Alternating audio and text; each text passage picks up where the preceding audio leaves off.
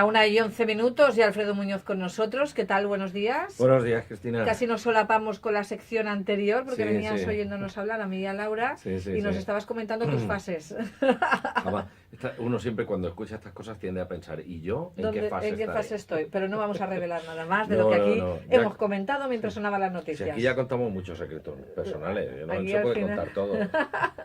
Bueno, habíamos comentado que íbamos a hablar de las pensiones, Sí. porque bueno, pues los pensionistas montaron ayer una buena y gorda. Yo creo que no se esperaban, pero por otro lado tendrían que esperárselo, porque es gente que no tiene tantas obligaciones como los demás, sí que tienen muchas, que luego les cargamos con un montón de responsabilidades en las familias.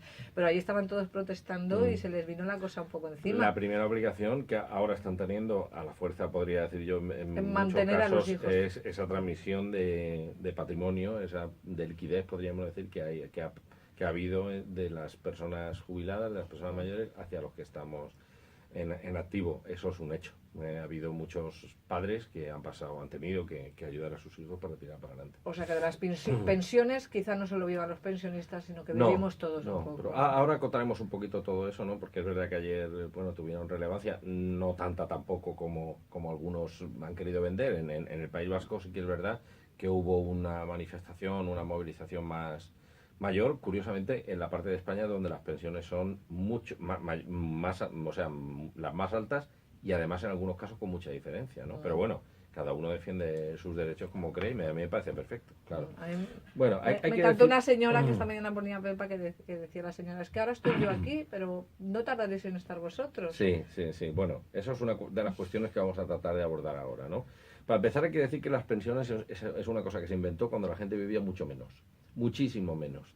Es decir, la gente ya se estamos jubilaba... con lo que dijo Celia Villalobos. Sí, que había que morirse antes, había ¿no? que morirse antes. No, eso ya sabes que dicen la mejor forma de influir en los demás o no. Dar ejemplo no es que sea la mejor forma de influir en los demás, es la única. Entonces, decir que se muera ella. Si uno dice estas cosas, pues debería de dar ejemplo, digo yo, ¿no? Oye, el otro día en un congreso científico en Alicante se dijo que ya ha nacido la persona que vivirá 130 años. Claro, y 150 también. Ahora daremos algunos datos de la pirámide poblacional, ¿no? Entonces, lo primero que decíamos es que las pensiones se inventaron cuando las personas vivían hasta los 67, 68, 70 años y se podían hacer cargo, la manera de sufragar esas pensiones, pues estaba pensada para un tiempo muy corto, ¿vale? Ahora hablaremos un poquito de eso también. Ahora mismo nos encontramos con dos tipos de problemas. Unos problemas a corto plazo, que ahora abordaremos un poquito, y a largo plazo. El problema a corto plazo es el déficit. Hay 18.000 millones de euros que fue el déficit en el año 2016, un 1,8 del PIB, es un bocado grande, ¿no? El segundo problema a corto plazo es el paro. Es decir, si todos los que quieren trabajar estuvieran trabajando, el sistema actualmente se sostendría, porque nosotros cobramos las pensiones de las cotizaciones actuales. Vamos, los que cobren pensión cobran de nuestra aportación actual. Entonces, si hubiera más gente trabajando, a corto plazo no habría ningún problema. El tercer problema a corto plazo son los sueldos. Ya hemos hablado de esto alguna vez. Como la base de cotización es menor, porque los sueldos han bajado, se ha perdido entre un 15 y un 20% del poder adquisitivo, hemos perdido los asalariados y los autónomos, evidentemente, aunque haya más gente trabajando, como la base de cotización es menor, la seguridad social ingresa menos. A largo plazo, estos son problemas a corto plazo, luego hablaremos al final de soluciones. A largo plazo, la población envejecida. Yo te voy a dar algunos datos, los he sacado esta mañana. El 46.10 de las personas hoy en día tenemos más de 45 años. Algunos, pero es que no somos viejos. No, algunos es verdad que cuesta creerlo porque no lo aparentamos, pero sí lo tenemos. Otro dato, hay entre 45 y... Bueno, las personas entre 45 y mayores de 59 años somos 21 millones en España ahora mismo. Mayor de 59 años hay 11.219.000. Había, estos son datos a 1 de enero del 2016, ¿no? Que son los últimos que yo encontré. El dato que tengo yo de Elche. Personas de más de 65 años, entre 65 y 100 años, 52.000. Pues fíjate. Pero es que además, si comparamos eso con la evolución de la población de los mayores de 45 años con el porcentaje del total, pues entre el año 2007 y el año 2016 hemos pasado de tener 18 millones, de ser 18 millones a ser 21 millones y medio, Mientras que la población, la total, en el año 2007 éramos 45.200.000 y en el año 2016 éramos 46.557.000. ¿Qué quiere decir eso? Que el porcentaje de mayores de 45 años sobre la población total, en términos relativos, ha crecido. Porque la población total ha decrecido porque se ha marchado gente o porque se ha muerto gente, y el porcentaje desde el año 2007 aquí ha crecido con bastante rápidamente. Que hay mucha gente mayor. Mira, que no nos morimos. Nuestros oyentes no nos ven, aunque luego nos pueden ver en YouTube, pero fíjate qué gráfico tengo aquí de la población por sexo y edad en el año 14. Del año 14 al 64. Es una especie de vestido que nos sale aquí, y entonces la pirámide poblacional en el año 1900 era completamente eso, una pirámide. Si tú la ves en un gráfico, era un triángulo perfecto, una pirámide perfecta. Ahora mismo, esto que estamos viendo aquí, que vamos a trasladar a nuestros oyentes, significa que en el año 2064 la mayor parte de la población, la mayor tendrá unos 55 años, pero el segundo grupo más numeroso en nuestra población serán las personas de 85 años. Eso es brutal, es brutal. Pero es que habrá gente con 90, 95, aquí en la pirámide que estamos viendo. Esto en 2065. En el 64. 64. Hay gente... Serán nuestras hijas, serán viejitas. Claro, ahí se corta el dibujo, pero se corta cuando llega a los 100 años. Es decir, la pirámide que estamos viendo, que no es una pirámide, parece una especie de tela, de traje, se corta en los 100, pero porque no son capaces de predecir cuánta gente de más de 100 años va a haber, pero a verlas, hayla, como las meigas en Galicia. Entonces, eso quiere decir que tenemos que tomar medidas. Ya hay más gente ahora mismo cobrando que trabajando, y eso va a ir a más, ¿no? ¿Pero tú crees que las medidas es lo que dijo el presidente del gobierno? ¿Que contratemos pensiones privadas? Ahora comentaremos algo de eso.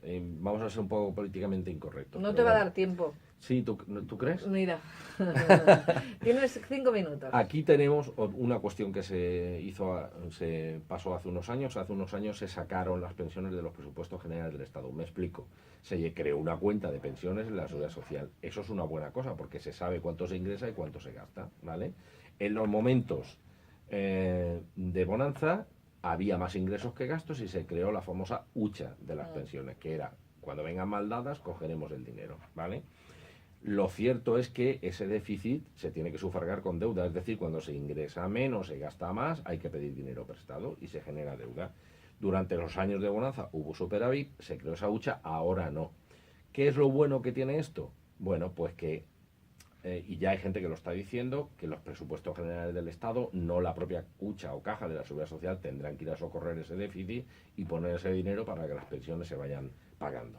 Pero esto es una medida, una solución a corto plazo. Bueno, a medio y largo plazo también se puede dar, ¿no? En los últimos 4 años el poder adquisitivo de los pensionistas ha decrecido solo 1/10. Eso también hay que decirlo, porque hace muy bien en luchar por pensiones dignas, y no vamos a entrar en la cantidad. Yo tengo el ejemplo en mi caso. Mi padre ha cotizado la intemerata de año y tiene una pensión de poco más de 600 euros. ¿Y le han subido el 0,25? ¿Eso cuánto ha supuesto? No lo sé en términos monetarios. Lo que sí te digo es que en los últimos 4 años solo ha bajado su poder adquisitivo 1/10. Es decir, como yo te decía, los asalariados y los autónomos estamos en un 15-20% ha habido una deflación, por decirlo de alguna manera, a través de una devaluación de la economía. Sí, pero de donde bajábamos nosotros no es de donde bajaban, de donde partían los pensionistas. Hay pensiones de todo tipo. Bien, entonces, medidas radicales que dicen los expertos. Bueno, pues una de las cosas es lo que tú decías, ¿no? El 25% de todo el gasto público hoy en día ya son de pensiones. Entonces, tendrá que haber un trasvase de los presupuestos a las cotizaciones de la Seguridad Social. Y no solo esa será necesariamente la única forma de financiar esas prestaciones, ni tampoco la más eficiente ni la más justa, dicen los expertos. Ya entraremos en eso. Mira, hay un dato. La tasa de sustitución de nuestras pensiones, es decir, lo que nosotros cobramos en relación al puesto que teníamos, está por encima del 82% en España, respecto del último salario cobrado. En Alemania es del 50%. ¿Cómo se explica? Pues porque en Alemania tienen pensiones empresariales adicionales, es decir, las empresas están obligadas a crear un fondo de pensiones para sus trabajadores, que va a la cuenta de resultados de la empresa. Esto hace que las empresas constituyan sus propios fondos de pensiones para cumplimentar las pensiones públicas, no para sustituirlas, para cumplimentarlas. Y eso es obligatorio. Aquí tendremos que ir a alguna de las soluciones de ese tipo. Lo que tú decías de los planes privados, aquellos que puedan. Yo no lo he dicho, lo ha dicho Rajoy. Cumplimentar, sí, decías tú que lo había dicho Rajoy, es cierto. Aquellos que puedan, habremos de cumplimentar, ojalá podamos, cumplimentar los planes públicos con planes privados. Es decir, con planes privados para que complementen a esa pensión. Subida de sueldos, sí. ¿Cómo es la única manera que yo pienso que se puede hacer una subida de sueldos ligada a productividad y eficiencia? Es decir, el ejemplo clásico es el comercial, que cuanto más dinero gana en la empresa, el jefe está más contento. ¿Por qué? Porque el comercial, como tiene una parte de su sueldo a variable, cuanto más gana él, más está ganando la empresa. Hoy en día ya hay sistemas de retribución variable, y aquí en Elche hay expertos fantásticos en nuestra provincia en esto, de los mejores de España, en establecer planes mixtos de retribución, es decir, una parte fijo y una parte variable. Pero esa parte variable tiene que ir sí o sí ligada a productividad y eficiencia. Pero ¿y los pensionistas cómo hacen productividad y eficiencia? No, pero yo te hablo de subir los sueldos, no te hablo de... Vale. Te hablo de las futuras generaciones. Cuando nosotros tengamos un poder adquisitivo mayor, podremos dedicar desde cumplimentar nuestra pensión con un plan privado hasta cotizar más en ese momento. Aunque las cotizaciones hoy en día en España tienen un problema, y es que están basadas en la clasificación profesional, no en lo que ingresamos. De tal manera que, de alguna manera, es injusto, porque tú cotizas en función de tu categoría profesional, no realmente de lo que estás ingresando. Y es esa parte, y como el IRPF, cuanto más ganas, más pagas. Pues en las pensiones debería ser algo parecido. Me he perdido hace un rato, Alfredo. Sí. ¿Esto tiene solución? Tiene solución si empezamos a hacer las cosas ahora mismo. Y déjame que dé un último detalle. Hay personas que no quieren jubilarse. Hay personas que su único patrimonio saben que es su única riqueza, no solo en términos materiales, sino en términos intelectuales, su trabajo, y no quieren jubilarse. Yo no me quiero jubilar. Yo lo que quiero quiero seguir teniendo ingresos, complementar la pensión que me toque con otros ingresos, hacer mi vida, ir al cine, ir de viaje, aportar. ¿Tú sabes por qué no abordan en serio esto los políticos? ¿Por qué no se ponen ya a trabajar para solucionarlo? Sí, porque resta votos. Porque nadie quiere ponerle ese cascabel al gato. Pero en España tenemos un catedrático de Hacienda Pública, que es una máquina, que estuvo en la comisión de estudio para el cambio del sistema de las pensiones y en el Pacto de Toledo, y hay una serie de expertos, ojo, de todo color político, que ya han dado una serie de instrucciones para hacerlas. Ya veremos qué hacen los políticos cuando llegue la campaña electoral. Y luego, arrimo un poco en la escoba a mi sardina, hay que gestionar la edad. Es decir, la gente en las empresas tenemos que aumentar la vida laboral porque una persona a los 65 años está plenamente capacitada para seguir trabajando. A lo mejor no es lo mismo, a lo mejor haciendo otras labores, a lo mejor en otro puesto, a lo mejor reciclándose, reposicionándose, pero estamos en condiciones de trabajar. Desde luego, eso es lo que hay que hacer. Hay que enfocar la situación. Trabajar más, pero bien, más felices. Más felices, sí. Hay que enfocar de esta situación desde luego, pero ya te digo yo que los políticos lo van a tener muy crudo, porque el que abra el melón... Claro, porque es cierto que los pensionistas una masa de votantes. Claro. Pero hay como tantas otras cosas en la vida, yo creo que habría que hacer un poco de pedagogía. Es decir, el estado del bienestar está basado en la sanidad, la educación y las pensiones, básicamente. Y entendiendo por sanidad lo que puede ser todo tipo de prestaciones para la discapacidad, etcétera, ¿vale? Pero no se puede tener todo gratis o gratis. Gratis, no hay nada gratis en la vida, es lo que nosotros pagamos. Me he expresado mal y pido disculpas. No se puede mantener ese sistema trabajando los mismos años porque los ingresos bajan, y si queremos tener una educación pública y gratuita, que no lo es, pagada por nuestros impuestos, una sanidad y unas pensiones, tendremos que pensar que todos tenemos que arrimar el hombro. Porque además una persona a los 65 años está plenamente capacitada. Si en vez de para gastarse trabajar. el dinero que se han gastado enviando el sobrecico para avisar a tu padre y al resto de gente que le subía la pensión un 0,25, a lo mejor tenían resuelto la mitad del problema. Para empezar, podrían haber mandado un WhatsApp, que mi padre ya tiene WhatsApp. Por ejemplo. O no haber mandado nada, ya les llegaría los 50 céntimos. Gracias, Alfredo. Gracias a ti. Gracias.